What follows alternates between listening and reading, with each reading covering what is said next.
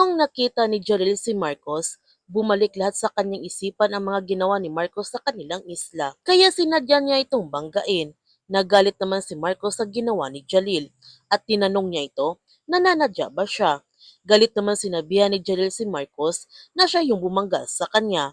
Nainis naman si Marcos kay Jalil dahil ang angas nito at tinanong niya ito kung sino siya. Mga ilang sandali dumating naman sa Azuelo at tinawag niya si Jalil sa pangalang Major Alan Espina. Mainit niyang binati si Jalil sa pagdating sa kanilang ahensya at nagpakilala na din siya kay Jalil nito. Ipinakilala naman ni Azuelo kay Marcos si Jalil na ito si Major Espina. Ito ay isang special liaison officer na pinadala sa kanila ng Muslim Affairs. Na-assign ito sa Mindanao ng higit isang dekada. Malalim ang kaalaman ni Major Espina tungkol sa kultura at ang pamumuhay ng mga lokal.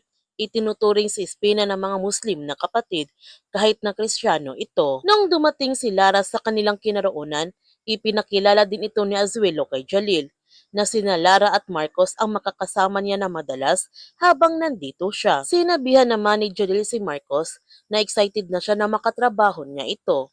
Hindi nga nila nakilala nito si Jalil dahil ang layo ng itsura ngayon ni Jalil bilang si Espina kaysa dati nitong katauhan.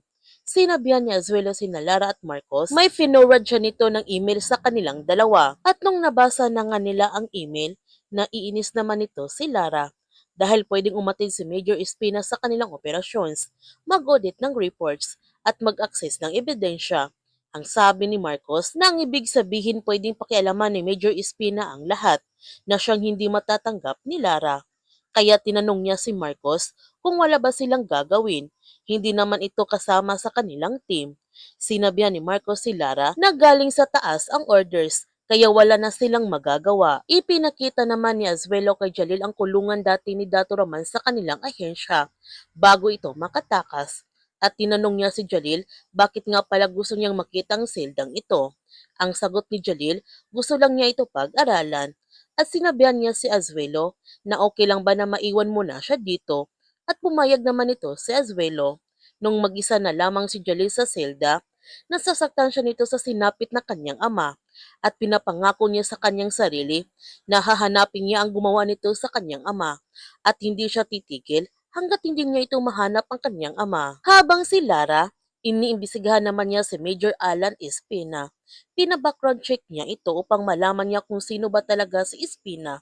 Ngunit nabigo siya nito dahil hindi niya ma-access ang record ni Espina sa Inlia. Kaya napapaisip si Lara kung ano bang tinatago ni Major Espina. Sino ang nagpuprotekta sa kanya? Gayunpaman, nung nakita ni Jalil si Lara, naalala naman niya ang mga sasabi sa kanya ni Ahmad. Ipinakilala pala ni Ahmad kay Jalil ang mga membro ng Task Force Alpha mula sa pinaka-leader at sa pinakamababang membro. Binalaan ni Ahmad si Jalil na mag-iingat siya nito kay Felix kapag nakipag-usap siya nito dahil pwede siyang patayin ni Felix ng nakangiti. Sina Marcos ang drop-off point niya. Didikatan niya ito. Makikipagkaibigan. Kukunin niya ang lahat ng impormasyon na kailangan nila. Naniniwala naman si Ahmad na sina Marcos ang magiging daan nila para malaman nila ang sekreto ng task force. Kaya nilapitan na nga ni Jalil sina Suarez at Felix para magpakilala sa kanila.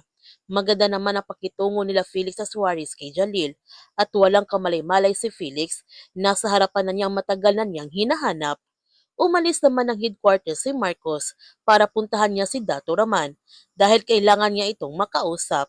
At sinundan kaagad ito ni Jalil si Marcos. Habang nagmamaneho si Marcos, napansin naman niya na may sumusunod sa kanya. Kaya huminto muna siya para alamin kung sino ito. Hinanap naman ni Jalil si Marcos sa may eskinita kung saan ito pumunta. Pero bigla na lamang siyang tinutukan ng baril ni Marcos at tinanong siya nito ni Marcos kung bakit niya ito sinusundan. At nagkaroon nga sila ng kunting paglalaban sa isa't isa at nagkatutukan na sila nito ng mga baril. Sinabihan ni Marcos si Jalil na alam niya na kanina pa ito sumusunod sa kanya.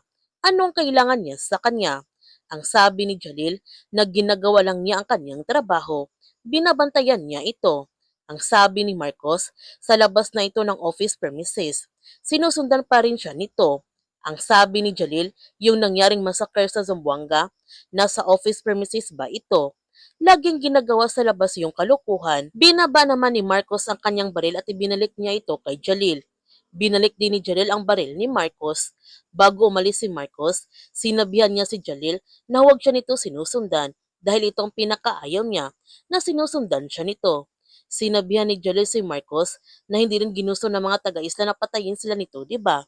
Pero yun ang nangyari. Kaya sa pagmamaneho ni Marcos, naalala naman niya ang mga sinasabi ni Jalil kanina at bumalik sa kanyang isipan ang nangyari sa isla. At galit siya nito dahil hindi niya mapapatunayan ngayon na hindi silang gumawa nito sa isla. Hindi silang pumatay sa mga inosenteng tao doon. Habang si Lara, hindi pa rin ito tumitigil sa pag-access ng background ni Espena at paulit-ulit naman siya nitong nabigo. Kaya napatanong tuloy siya sa kanyang sarili kung bakit hindi niya ma-access ang record ni Espina.